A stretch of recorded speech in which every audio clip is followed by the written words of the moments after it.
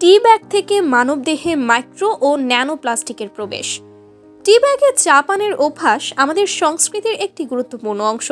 বিশেষ করে অফিস, বাসা বা বন্ধুদের আড্ডায় টি ব্যাগের মাধ্যমে চা তৈরি করা অনেক সহজ ও সময় সাশ্রয়ী। তবে সাম্প্রতিক একটি গবেষণা থেকে জানা গিয়েছে, এই সুবিধার সঙ্গে একটি বড় ধরনের স্বাস্থ্য ঝুঁকি জড়িয়ে আছে।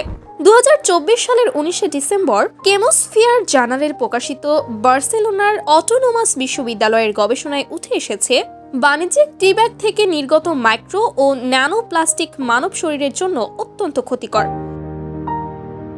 গবেষণায় আরও জানানো হয়, পলিমার বা প্লাস্টিক উপাদানে তৈরি টি ব্যাগ থেকে চা বানানোর সময় লাখ লাখ ক্ষুদ্র প্লাস্টিক কণা নির্গত হয়।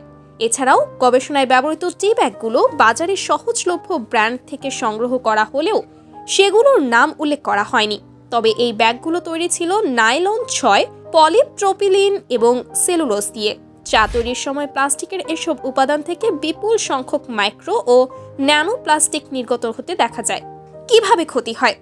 গবেষকরা দেখতে পেয়েছেন, নির্গত এই প্লাস্টিক কণাগুলো মানুষের অন্ত্রের মিউকাস উৎপাদনকারী কোষে প্রবেশ করতে পারে।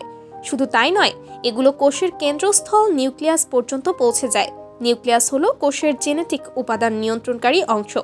প্লাস্টিক কণার এই ধরনের কার্যক্রম কোষের স্বাভাবিক কার্যক্রম ব্যাহত করতে পারে এবং দীর্ঘমেয়াদী স্বাস্থ্য সমস্যার কারণ হতে পারে। বাংলাদেশের প্রেক্ষাপটে প্রভাব। বাংলাদেশে বাণিজ্যিক টি ব্যাগের ব্যবহার দিন দিন বাড়ছে। সাধারণ চা বানানোর ঝামেলা এড়িয়ে সহজেই পান করার জন্য টি ব্যাগ এখন অনেকের পছন্দ।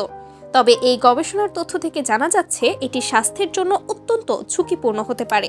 বাংলাদেশের বাজারে যেসব টি ব্যাগ সহজলভ্য, সেগুলোতেও এই ধরনের উপাদান থাকতে পারে।